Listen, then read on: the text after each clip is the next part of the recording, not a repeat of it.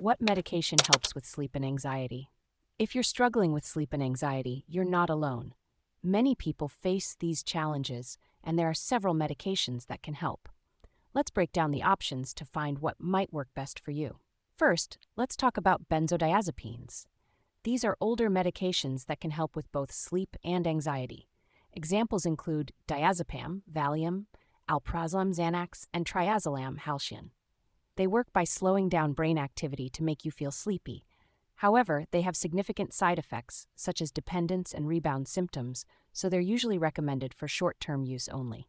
Another category is sedative-hypnotics, often referred to as Z-drugs. These include zolpidem, Ambien, esopiclone, Lunesta, and zaleplon, Sonata. These medications help you fall asleep and, in some cases, stay asleep.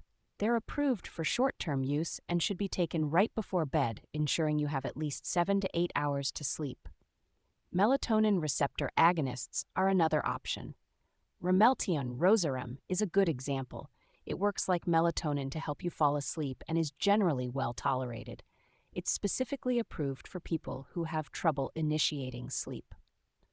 Orexin receptor antagonists are newer and can help with both falling asleep and staying asleep. Suvorexant, Belsomra, and Lemborexant, Dayvigo, are in this category. They work by reducing the production of orexin, a chemical that keeps you awake. Antidepressants can also be used even though they're not specifically approved for insomnia. Medications like doxycycline, amitriptyline, Elavil, and mirtazapine Remeron have sedative effects that can help with sleep. Doxepin, for instance, is approved for insomnia and works by blocking histamine receptors in the brain. When considering these medications, it's important to talk to your healthcare provider. Each medication has its own set of side effects and precautions. For example, benzodiazepines and some antidepressants can cause daytime drowsiness, dizziness, and cognitive impairment. Some medications, like doxepin and Remeltion, are less likely to cause dependence, but can still have side effects like increased sleepiness and nausea.